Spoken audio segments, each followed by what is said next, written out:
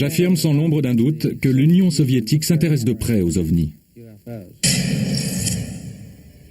Ça ne m'étonnerait pas que des soucoupes volantes se soient écrasées en Union soviétique.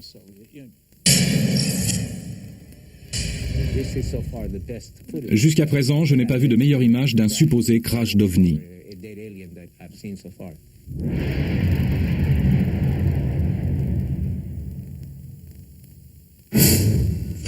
Fait numéro 1. Les gouvernements occidentaux ont amassé des informations sur les ovnis pendant plus de 50 ans, dans le secret le plus total. Fait numéro 2. Leurs homologues ont fait la même chose derrière le rideau de fer. Fait numéro 3. Maintenant que la guerre froide est terminée, la vérité voit enfin le jour.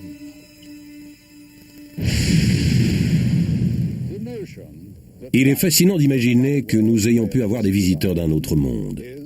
Beaucoup de gens pensent que c'est arrivé et qu'il existe des preuves, mais que ces preuves ont été cachées au grand public pendant plus de 50 ans. À la fin de la guerre froide, des révélations fascinantes et même incroyables sont faites. Les gouvernements occidentaux ne sont apparemment pas les seuls à avoir amassé des informations sur les ovnis dans le plus grand secret. Bonjour, mon nom est Moore, Roger Moore. Partez avec nous pour cette fabuleuse aventure où il est question de découvertes, de complots internationaux et probablement de visiteurs interplanétaires. Partez avec nous à la découverte du secret du siècle.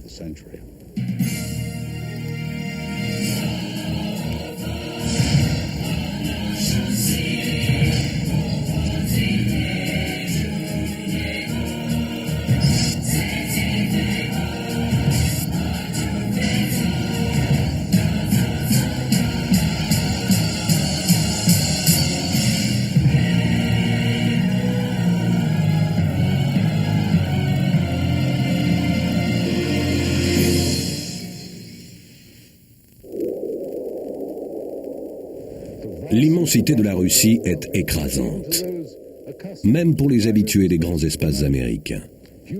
De grandes étendues de la Russie orientale sont encore inhabitées, et c'est dans une région du centre, reculée et éloignée de toute civilisation, que quelque chose s'est produit, voilà une centaine d'années.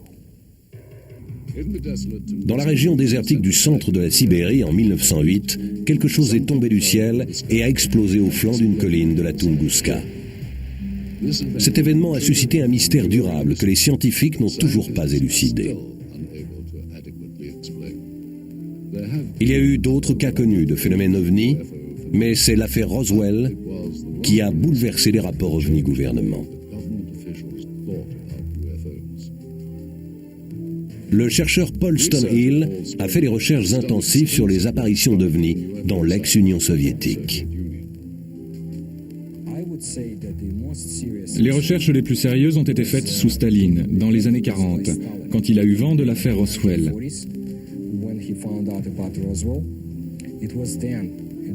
C'est à ce moment-là que le KGB et les militaires ont commencé à s'intéresser séparément aux ovnis. Nous pensons que le KGB n'a jamais cessé de les étudier. Un groupe d'ufologues russes a réussi à obtenir ce film de l'armée de l'air soviétique. Il a été rendu accessible par le ministère de la Défense soviétique juste avant l'arrivée au pouvoir de Boris Yeltsin. Voici une vue prise du cockpit d'un chasseur MiG-23 qui a décollé en urgence pour intercepter deux éléments inconnus. Voici maintenant les deux éléments qui semblent se confondre. Voici le même plan au ralenti. Ces caractéristiques de vol sont loin d'être typiques des caractéristiques de vol des appareils de l'OTAN ou de tout autre appareil ordinaire. Le MiG a perdu de vue le ou les engins qui n'ont pas fait l'objet d'une identification officielle. En participant à des conférences internationales et en échangeant des informations sur le net, les chercheurs des deux côtés du rideau de fer ont pu accroître leur compréhension globale des phénomènes inexpliqués. Richard Haynes est allé souvent en Russie et a travaillé avec de nombreux chercheurs du pays. Peu après la perestroïka, la chute du communisme, vers 1990, Je me suis dit qu'il était temps d'ouvrir les portes à l'Est, avec tous ces gens du bloc Est qui sont assis sur leur pile d'informations dont nous ne savons rien. Et nous nous sommes assis sur nos propres piles de données dont ils ne savent rien. Alors j'ai commencé à correspondre avec des amis et nous avons constitué cette fédération USA-CIS pour l'étude des phénomènes aériens et nous jouons maintenant un grand rôle dans les échanges d'informations. Le film suivant a été pris du Foxbed du MiG-25. Ce que nous allons voir est un F-16 américain à environ 200 mètres. Ce qui se passe ensuite, c'est qu'un nouvel objet apparaît derrière les nuages, un objet qui n'est pas identifié.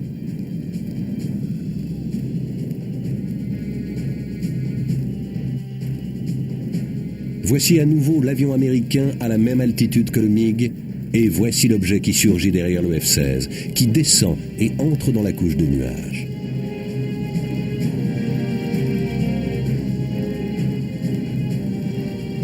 Comme pour tous les comptes rendus ou les preuves éventuelles d'observation d'OVNI, les chercheurs essaient d'identifier et de vérifier les faits relatés autant que possible. En général, plus le rapport est spectaculaire, plus importants sont les contrôles.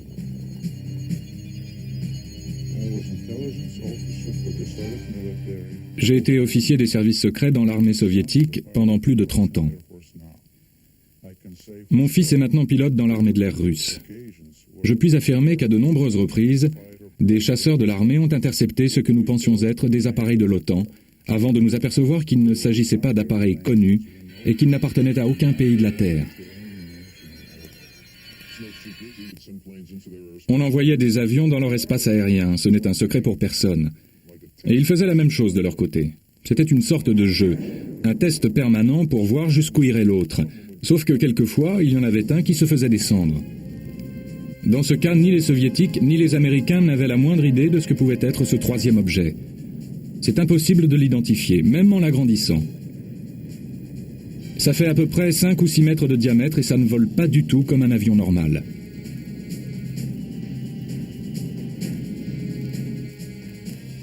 Ce dernier extrait de film a été pris cette fois-ci du cockpit d'un MiG-21. L'avion qui a filmé a fait un décollage en urgence avec 3 autres appareils pour intercepter un appareil inconnu volant à très grande vitesse qu'on voit ici sous la forme d'un grand objet cylindrique. À l'approche des avions russes, l'OVNI accélère soudain et disparaît. Le voici à nouveau. Vous remarquerez que le cylindre semble se déplacer jusqu'à présent à la même vitesse que les MiG. Et puis il accélère, et d'après les pilotes, il a dû atteindre Mach 3 en 10 secondes environ. Ce film a été rendu accessible quand les militaires soviétiques n'ont pas réussi à identifier l'objet. Voici maintenant un autre film montrant des pilotes interceptant quelque chose. Il y a eu de nombreux comptes rendus et études concernant les interceptions. Ce qui nous intéressait, c'était le potentiel de grande vitesse de ces objets. On estime la taille de celui-ci à 2 fois la taille d'un MiG-21. Dans l'état actuel de notre technologie ou de celle des Américains, il ne devrait pas pouvoir se déplacer aussi vite. Ce film est très intéressant parce que, à mon avis, les Russes n'avaient aucune idée de ce que ça pouvait bien être. Leurs chasseurs sont au moins aussi bons que les nôtres et pourtant, ils se retrouvaient face à quelque chose qu'ils ne pouvaient pas intercepter. Aucun appareil de notre connaissance ne peut atteindre une telle vitesse d'accélération. Je sais qu'il y a eu un incident au début des années 70, au cours duquel un MiG-21 a essayé de descendre un appareil non identifié, survolant la Russie occidentale, et qui ne répondait pas aux pilotes soviétiques. Les pilotes ont utilisé la procédure classique d'interception pour expulser les avions étrangers de l'espace aérien soviétique. Comme l'appareil ne répondait pas, les pilotes ont reçu l'ordre de verrouiller les missiles. C'est alors que les 2 jets ont été détruits par des armes inconnues des militaires soviétiques. Les 2 pilotes sont morts. L'armée de l'air a essayé de faire croire qu'il s'agissait d'une collision des 2 chasseurs, mais je connaissais personnellement des enquêteurs à l'époque qui ont dit que ce n'était pas une collision. Ils ont été abattus.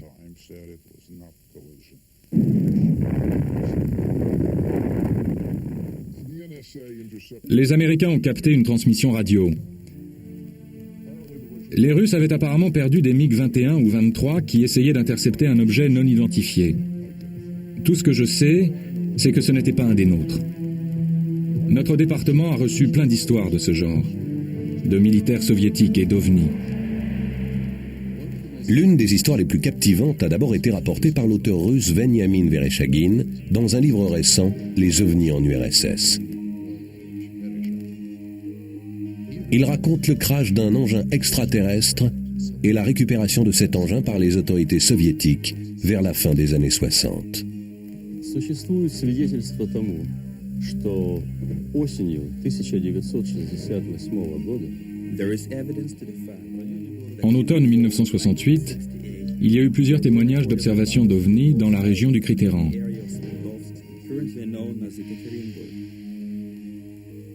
27 ноября многие жители поселка Березовский, Свердловской, Le 27 novembre, de nombreux habitants des collines ont pu observer plusieurs boules de feu traversant le ciel.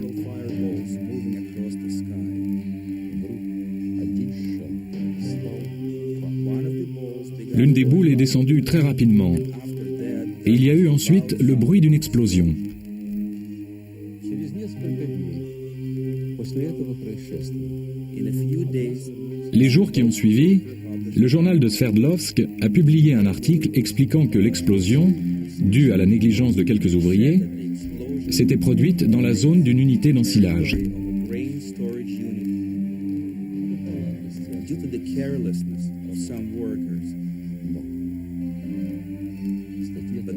Mais l'article mentionnait aussi le fait que les habitants de la région avaient d'abord aperçu des lumières identiques ce jour-là.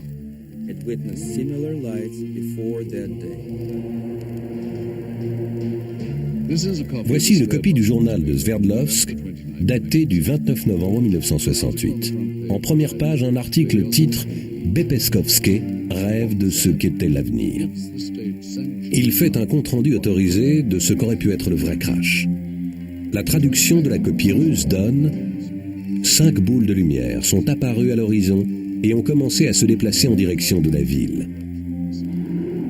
4 des objets se déplaçaient dans des directions opposées, tandis que le 5e perdait rapidement de l'altitude et disparaissait bientôt derrière la forêt.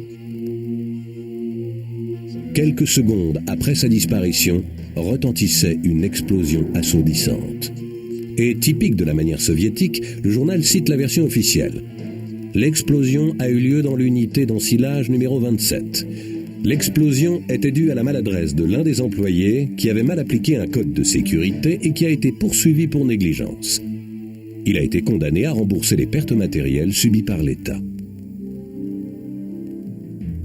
L'existence de plusieurs bobines de films semblant confirmer l'histoire rend le récit de Vereshchagin extrêmement convaincant. Bien que des rumeurs ayant trait à ce genre de film circulaient depuis déjà un moment, ce n'est que lorsque Vereshchagin nous a mis en relation avec le marché noir pour y réunir ces documents que nous avons vu pour la première fois ce qui pourrait s'avérer de nouvelles preuves sensationnelles. Si ce film correspond bien à l'histoire de Vereshchagin, ce que nous avons sous les yeux est l'endroit de la scène du crash à Berageltsin, vu du haut d'un camion militaire. Voici le point central de la scène. On dirait vraiment un disque enchâssé dans le sol. Ici, nous voyons des soldats quitter le camion, sous les ordres d'un capitaine. Un autre officier vient à leur rencontre, un commandant cette fois, puis ils rejoignent les soldats et les officiers déjà sur place. Ce film fait partie des 4 bobines que nous avons obtenues au cours de nos recherches. Nous en reparlerons bientôt plus longuement. Après la mort de Staline en 1953, la police secrète communiste prend le nom de Comité pour la sécurité de l'État ou KGB. Le moment où la guerre froide culmine est aussi le moment de l'explosion du KGB qui affirme son image de service secret à l'échelle internationale. L'espionnage international atteint des sommets. Selon les autorités occidentales, le KGB réussit à infiltrer les services secrets occidentaux les plus importants. Au sommet de sa gloire, et avec plus de 300 000 agents, le KGB est la plus grande police secrète et le plus important service d'espionnage qui ait jamais existé. Il est composé de 17 unités séparées chargées du contre-espionnage, de l'espionnage à l'étranger et de la sécurité interne. La direction scientifique et technique est l'unité responsable de l'acquisition des informations et du matériel technologique top secret, y compris d'origine non terrestre.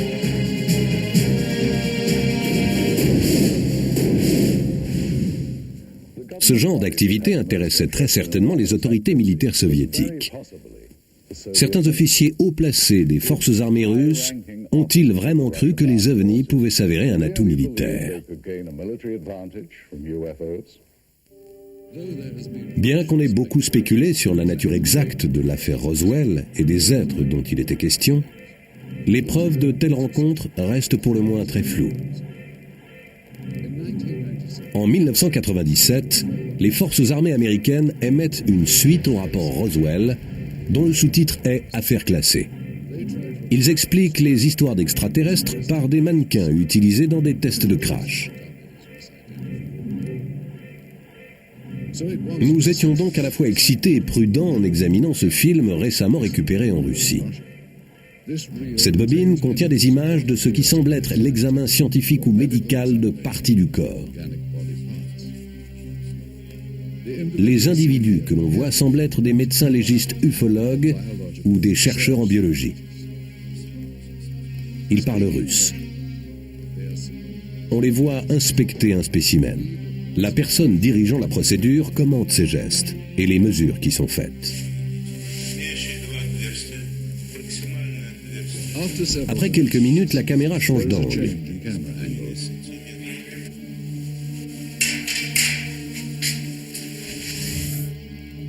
Le spécimen est maintenant examiné de manière plus approfondie.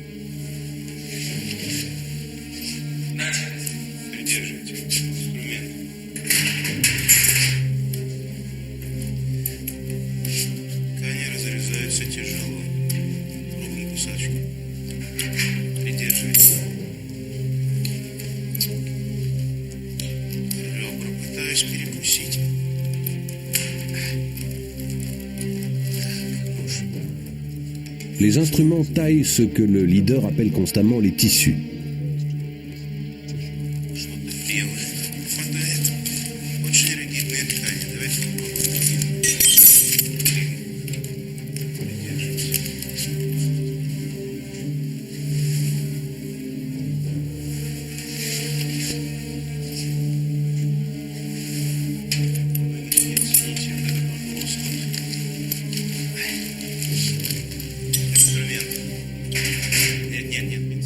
Il décrit aussi les parties prélevées comme ressemblant à différents organes.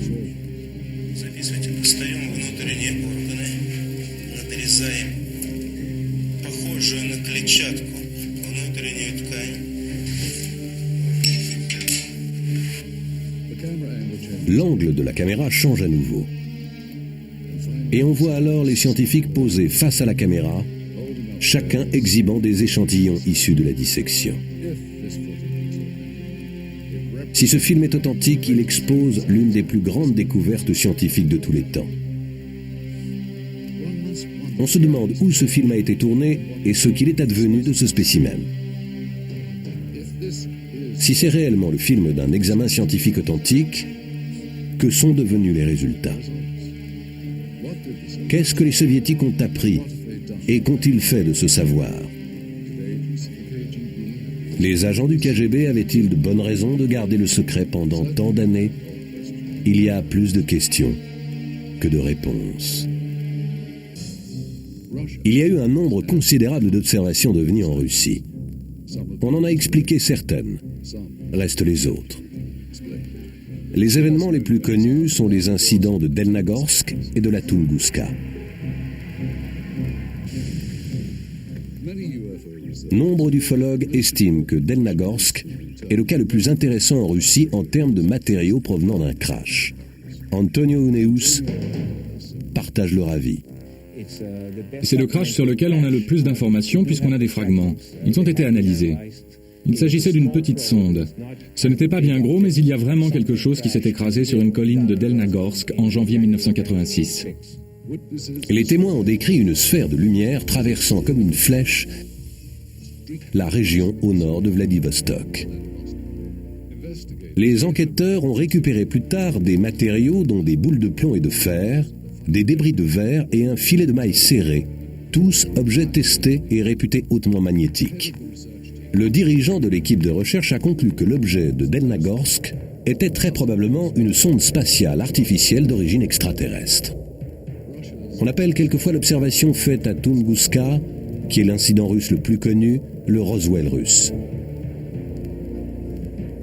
À l'aube du 30 juin 1908, n'en croyant pas leurs yeux, les habitants de Tunguska, dans le centre de la Sibérie, observaient un objet rond et brillant traverser le ciel en laissant derrière lui une traînée de feu.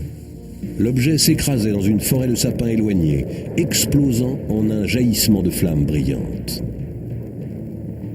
L'incendie qui en résultait durait des semaines et détruisait 10 000 kilomètres autour du point de chute. Bien que l'événement ait précédé les bombardements atomiques de Hiroshima et de Nagasaki de quelques 40 ans, les conséquences de Tunguska ont été terriblement comparables à celles des bombardements de la Deuxième Guerre mondiale. Il en est résulté la destruction d'une zone plus étendue que les villes de Los Angeles ou de Moscou. Les recherches conduites 20 ans plus tard n'ont pas permis de retrouver la trace d'un impact surdimensionné. Et les explications divergent, parmi lesquelles la chute d'un météorite, la foudre ou un tremblement de terre. D'aucuns disent qu'aucune de ces réponses n'est la bonne, et que c'est bien le crash d'un vaisseau extraterrestre qui est la cause du phénomène. On a pu considérer que les gouvernements de plusieurs pays à travers le monde avaient emmagasiné des informations sur les ovnis. C'est aussi l'avis du chercheur en physique nucléaire Stanton Friedman. Bien sûr que les militaires et les services secrets amassent des données, que ce soit au Brésil, en Australie ou en Angleterre. Et le KGB l'a fait aussi. J'ai parlé à des gens qui sont allés en Union soviétique et qui ont eu accès à certaines informations. Là-bas, j'ai rencontré un cosmonaute soviétique et d'autres chercheurs. Bien sûr que ça les intéresse. Et il ne faut pas oublier que les républiques qui constituaient l'Union soviétique couvrent un large territoire. Elles aussi surveillaient le ciel dans la crainte d'un bombardement américain. Et c'est quand on surveille le ciel qu'on voit des ovnis. C'est évident. Pendant le règne communiste, l'intérêt des soviétiques pour les activités extraterrestres n'était pas admis officiellement. Cela n'a été confirmé que récemment. Alexander Petukov, l'ancien secrétaire à la Commission des phénomènes paranormaux, confirme l'existence d'un organisme officiel contrôlé par l'État.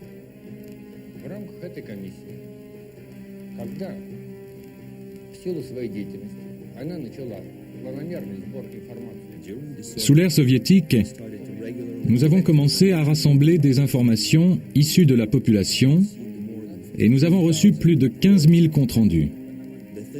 La commission était un organisme public officiel avec une adresse officielle. L'état d'esprit en Russie est maintenant très différent de ce qu'il était sous le communisme. Sous le communisme, on leur disait que les ovnis n'existaient pas.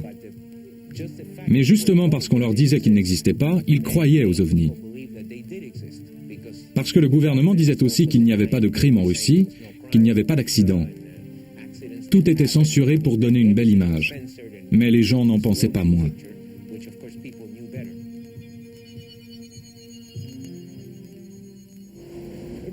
C'est dans une petite maison, d'une rue tranquille, non loin de l'Académie des sciences, que les espions anglais et américains rencontrèrent leurs informateurs pendant toute la période des années 60 et eurent vent d'un des complots les plus étranges de l'histoire des services secrets. Durant ma période d'engagement, pendant au moins 6 ans, les services de contre-espionnage soviétiques ont joué au chat et à la souris avec les agents occidentaux à Moscou qui s'intéressaient à nos programmes de technologie de pointe. On développait de nouvelles armes et de nouveaux moyens de propulsion. Et la CIA cherchait par tous les moyens à obtenir des informations des gens impliqués sur le projet. Je suis resté à Moscou pendant 1 an et demi. J'avais 2 autres agents et un type des services secrets. On devait mettre au courant 2 informateurs russes qui travaillaient pour le ministère de la Défense. On leur donnait des devises contre des informations sur les nouvelles technologies militaires. Et une partie de cette technologie concernait les ovnis. Il arrivait souvent qu'on fournisse de fausses informations par le biais des agents doubles, américains ou anglais. On a su que les soviétiques étaient sur quelque chose quand on a commencé à recevoir des renseignements qui faisaient diversion. C'était la preuve qu'ils cachaient quelque chose. C'était le signe qu'ils avaient découvert quelque chose près de Sverdlovsk et qu'ils gardaient étroitement le secret. Le chercheur scientifique Richard Haynes estime que les soviétiques ont de bonnes raisons de s'intéresser aux ovnis.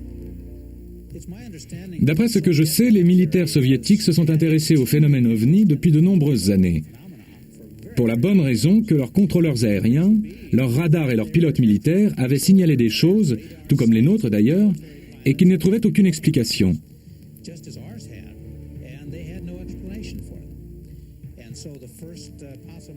La première explication qui vient alors à l'esprit, c'est qu'il s'agit de tests faits par une nation étrangère qui espionne quelque chose de nature militaire. Et si vous êtes vous-même dans le domaine militaire, alors vous prenez ça très au sérieux et vous faites des recherches. Dans ce film, l'objet que l'on voit dépasser du sol semble beaucoup intéresser le personnel militaire russe. Des soldats, des officiers et des agents civils se sont déployés autour du site et on dirait qu'ils surveillent et qu'ils examinent l'objet tout à la fois. C'est ce que nous avons trouvé dans l'une des 4 bobines dénichées en Russie. En regardant le film, nous avons pu déterminer qu'il avait probablement été filmé avec 2 caméras. Une caméra à l'épaule qui commence à tourner sur le camion qui se rapproche et une deuxième caméra sur pied que l'on voit ici. On voit le caméraman suivre le mouvement des soldats qui passent près de lui. Voilà maintenant le deuxième angle, le point de vue de la caméra sur pied. Et on voit ici la caméra à l'épaule au moment où le camion s'arrête. Les 2 caméras changent de point de vue plusieurs fois pendant le tournage. Peut-être sous l'impulsion d'un supérieur pour obtenir de meilleures prises. De cet angle-là, on voit arriver d'autres troupes. L'écrivain Veniamin Vereshchagin a décrit cet événement. Весной же 1969 года рабочие местного совхоза Au printemps 1969, le fermier d'un kolkhoz a trouvé d'étranges vestiges dans la forêt proche de Rozhevski et l'a signalé aux autorités de la sécurité locale qui, à leur tour, ont demandé à la division militaire la plus proche de les aider dans leur enquête.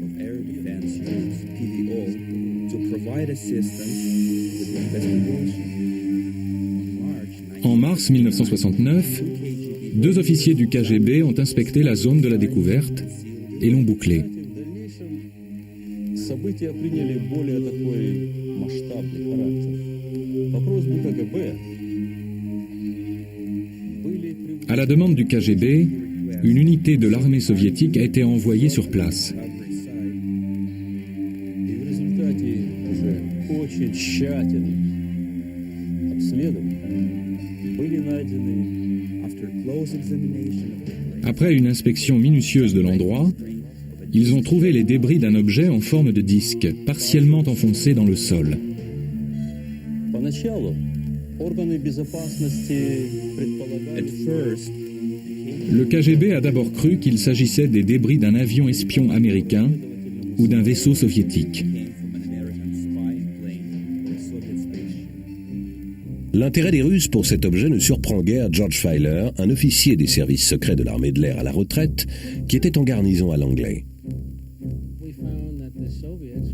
Les Russes étaient prêts à payer pour obtenir des informations sur les ovnis, plus que sur un F-111 par exemple. Les ovnis les intéressaient plus que nos derniers avions.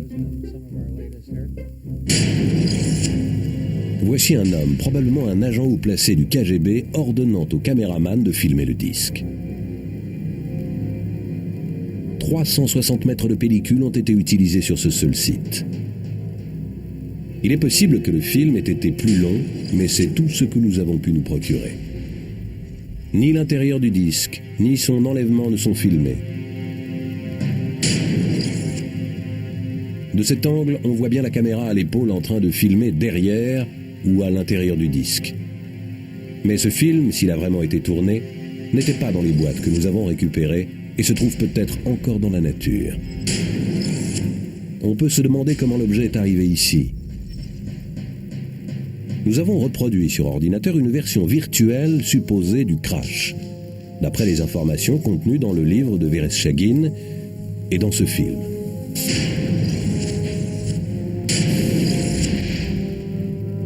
Et maintenant, on peut se poser la question.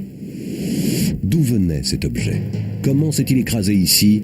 Et surtout, qu'en est-il advenu ensuite?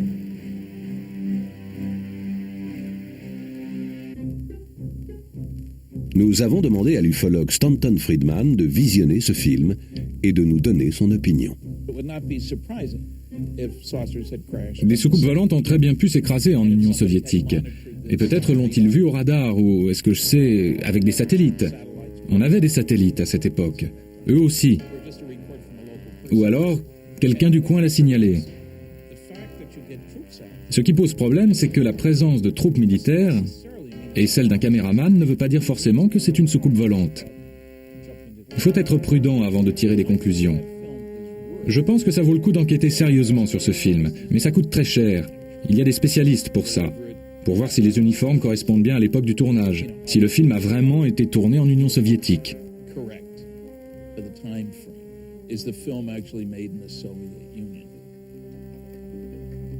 Nous avons demandé à l'expert Sergei Goncharov de vérifier l'authenticité du film. Il nous a d'abord parlé des boîtes du film. Voici le nom de l'usine qui fabrique la pellicule de cinéma à Vernaslavie. Voici la référence de la pellicule, type A2.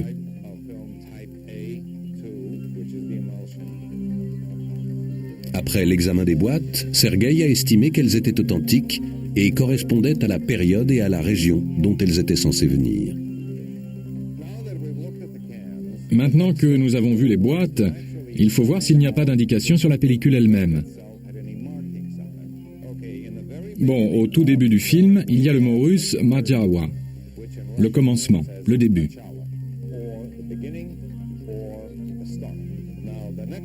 Après, il y a ces deux informations. Le mois de mars, 1969, la lettre G pour l'année.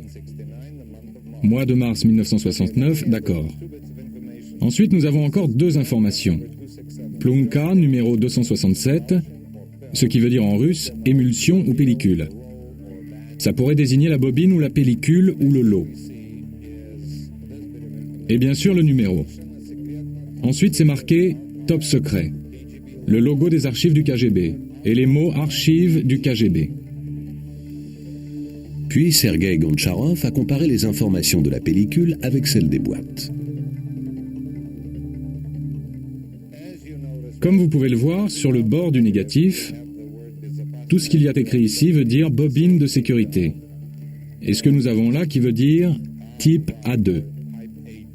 Ce sont les mêmes informations que sur la boîte. Nous avons ensuite montré le film au chercheur Paul Stonehill. Les couleurs du film, la nature des uniformes. C'est assez compliqué quand on veut réaliser un film qui ait l'air de sortir des années 60.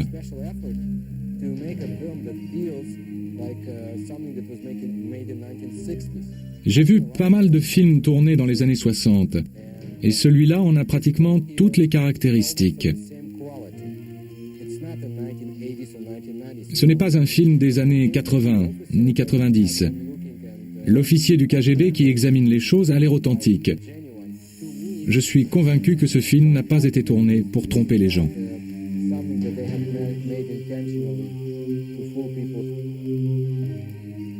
L'ufologue Antonio Uneus nous donne son point de vue sur ce film. Visuellement, il est très convaincant. Il est de très bonne qualité, ça saute aux yeux. La pellicule est en excellent état. Ça ne peut pas être un canular. Il faudrait engager des acteurs, etc. Mais c'est assez bien fait. Bien sûr, ça pourrait être de la désinformation. Le KGB pratiquait ce genre de choses, tout le monde le sait. Pour quelle raison, ça je n'en sais rien. Mais ils auraient pu faire un film d'entraînement ou un truc de ce genre. En tout cas, si c'était contre les Américains, on n'en a jamais entendu parler. Alors c'est plutôt une bonne nouvelle.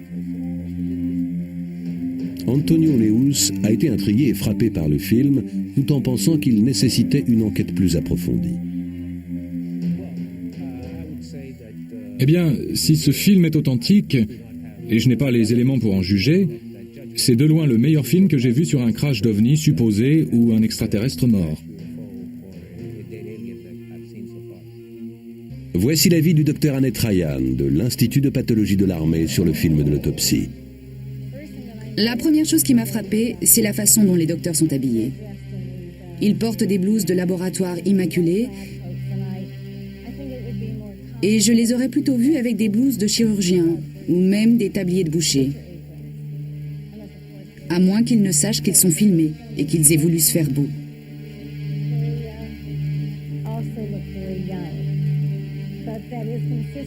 Ils ont l'air très jeunes, mais c'est vrai qu'il s'agit d'une autopsie et que les médecins plus âgés ne font pas ce genre de choses.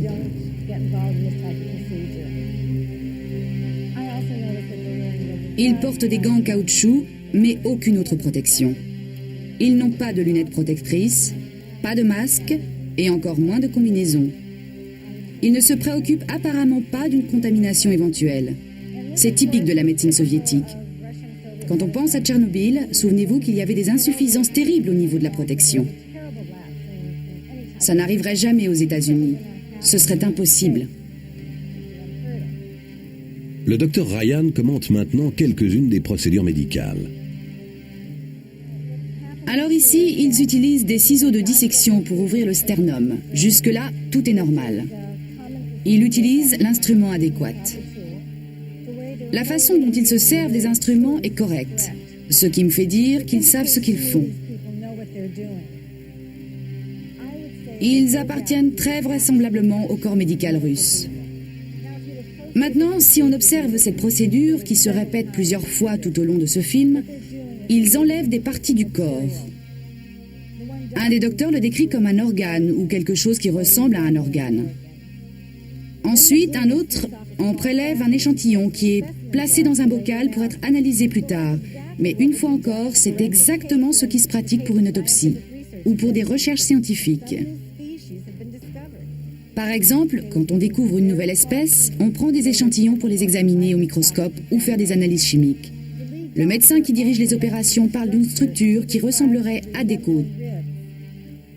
Et on voit ici quelque chose qui effectivement s'apparente à une cage thoracique, comme s'il s'agissait du torse d'un anthropoïde ou d'un organisme proche d'un organisme humain.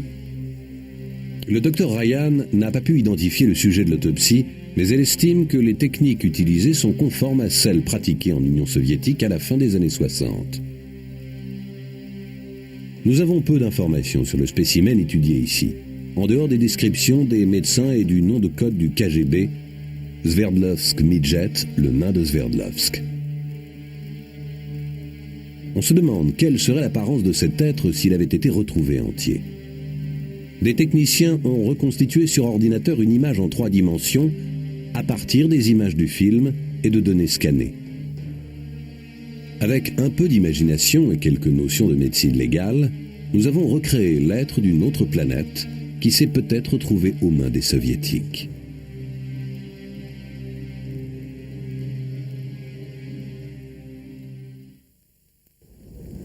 Si l'on avait retrouvé quelque chose d'origine non extraterrestre, ce quelque chose aurait été emporté dans une base militaire secrète dans les hauteurs de l'Oural, lieu d'opération ultra secrète depuis la Deuxième Guerre mondiale.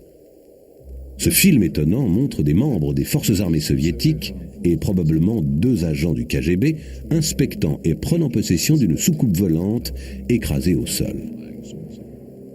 L'écrivain russe Veniamin Vereshchagin a une petite idée de l'issue finale de l'opération.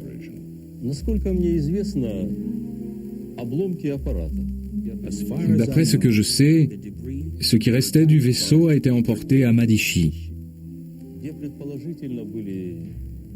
Là, on a désossé le vaisseau,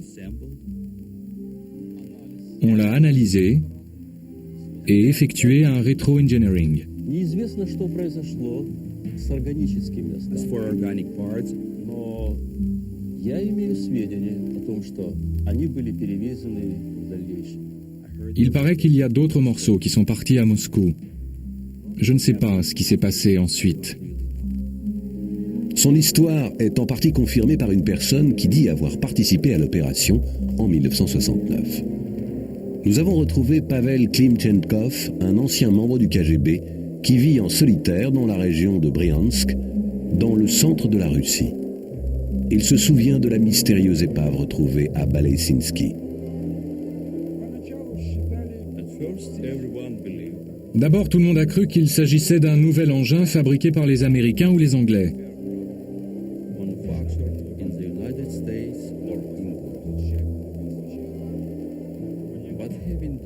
Mais après avoir pris certaines mesures et analysé les matériaux, on a compris qu'aucune usine domestique ou étrangère de notre connaissance n'avait pu fabriquer cet appareil. Du moins, pas sur cette planète.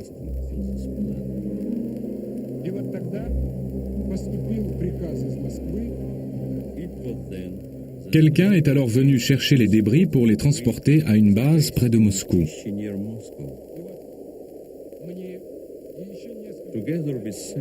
On nous a demandé, à moi et à d'autres officiers, de veiller à la sécurité du transport.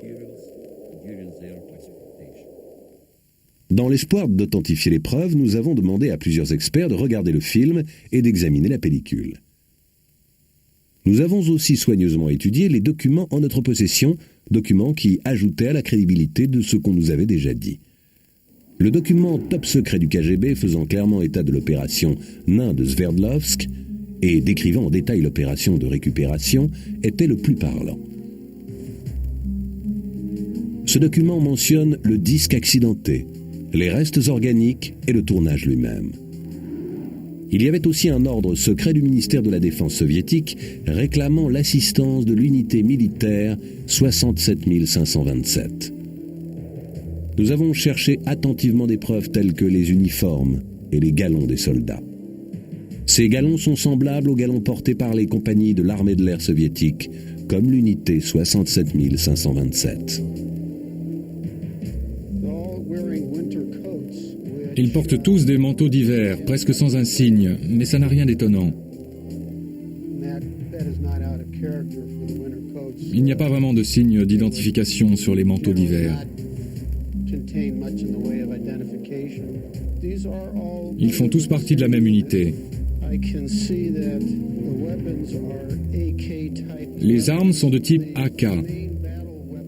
L'arme la plus courante de l'armée russe, même encore maintenant, est la Kalachnikov. Et c'en est une, sans l'ombre d'un doute. Toutes les caractéristiques confirment cela. Ça correspond au canon des armes que je vois dans ce film.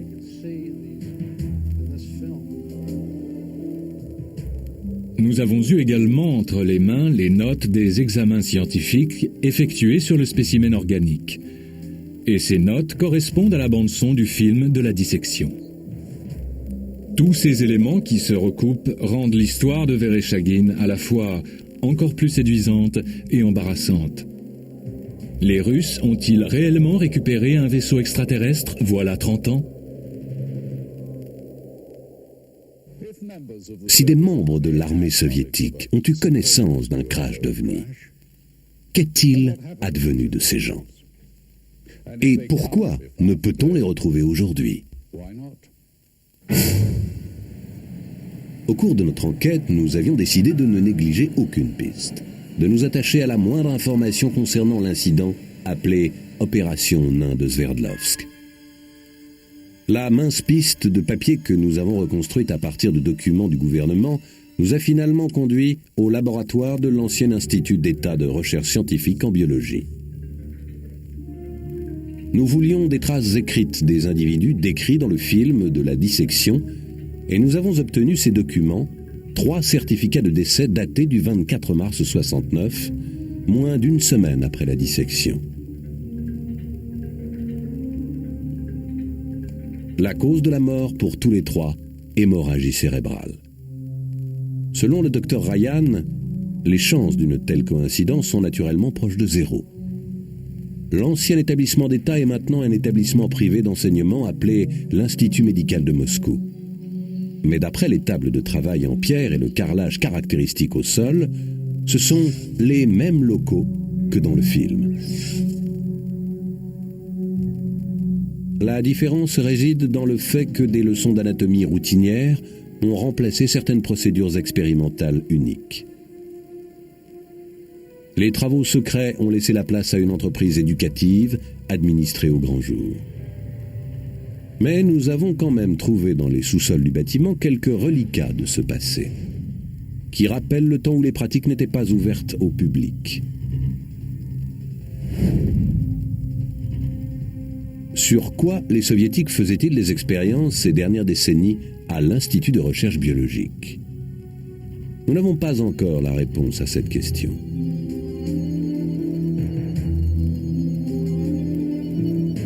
Beaucoup de questions concernant le film et l'opération Nain de Sverdlovsk restent bien sûr sans réponse.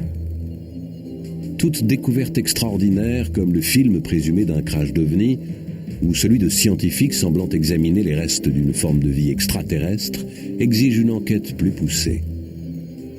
Il semble pourtant incroyable que tant d'éléments de l'histoire issus de sources aussi différentes concordent. Les récits des chercheurs et des témoins, les documents retrouvés et bien sûr, le film. Les questions suivantes se posent d'emblée. Le film est-il authentique? S'il l'est, représente-t-il vraiment une visite extraterrestre?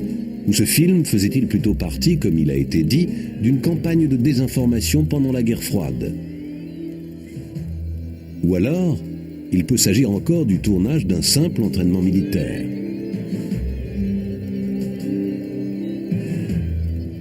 Encore une fois, s'il s'agit d'un véritable crash d'OVNI, qu'est-il advenu des débris et du corps de l'extraterrestre?